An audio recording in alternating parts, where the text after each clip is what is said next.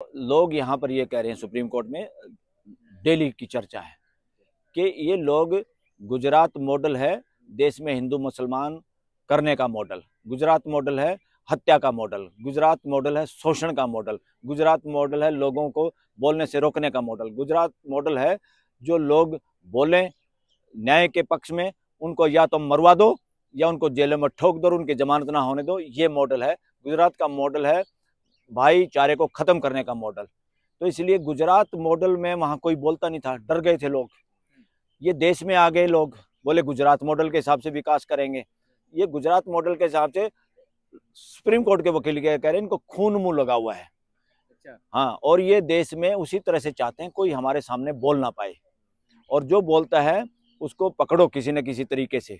और जब पकड़ने के चक्कर में फिर भी ऐसे मॉडल को, वहां तो किसान समाज को इन्होंने ठंडा किया सरदार पटेल की मूर्ति लगा के, इतनी बड़ी मूर्ति लगा के पूरे देश के किसानों को ठंडा करने की अब कोशिश की चौधरी चरण सिंह को भारत रत्न देके, पर ये ठंडे नहीं होंगे। देश के किसान समझदार हैं, इलाज करेंगे, और तानाशाही का इलाज और तानाशाही को जूते मारने का अगर किसी ने काम किया, हिम्मत दिखाई देश और दुनिया में, वो किसान और मजदूरी है।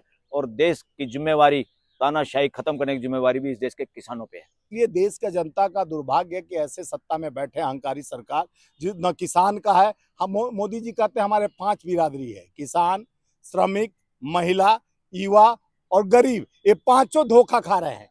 श्रमिक को 44 से 4 कोड कानून बदल दिया गया। 12 घंटा श्रमिक काम करेगा, उसको उतना ही पैसा मिलेगा जितना 8 घंटा का, ताकि श्रमिक 12 घंटा काम करके घर जाएगा, सो जाएगा, अपने बच्चे को पढ़ाने के लिए समय नहीं मिलेगा कि उसका भी बेटा यानी लेबर का बेटा लेबर ही बने। यही सोच रखे हैं प्रधानमंत्री, कभी इंजीनियर, डॉक्टर और IAS IPS ना बन पाए। ये सोच हमारे देश के प्रधानमंत्री का है। अमीर को लोन माफ कर देते हैं बैकडोर से, गरीब किसान रोज आत्महत्या कर रहा है, कह रहा है मेरा लोन माफ करो, तो उसके लिए आप GST ले रहे हो, टैक्स ले रहे हो, उसके लिए लोन नहीं माफ करते हो। बड़े पूंजीपतियों का लोन माफ करने के लिए देश के जनता से पूछते हैं क्या प्रधानमंत्री जी? अडानी अंबानी का लोन माफ करने के लिए, जी न्यूज के मालिक का माफ करने के लिए, चाहे आपके मित्र जो भगेड़े थे उनका पैसा आप तो राम जी को ला सकते हैं, राम जी को तिरपाल से घर में घुसा सकते हैं, तो क्या वो आतंक जो भले के पैसा देश का नीरव मोदी चौक से और मोहिल चौक से और सारे लोग भागे थे, विजय माल्या वगैरह, तो उनको क्यों नहीं ला रहे हैं भाई?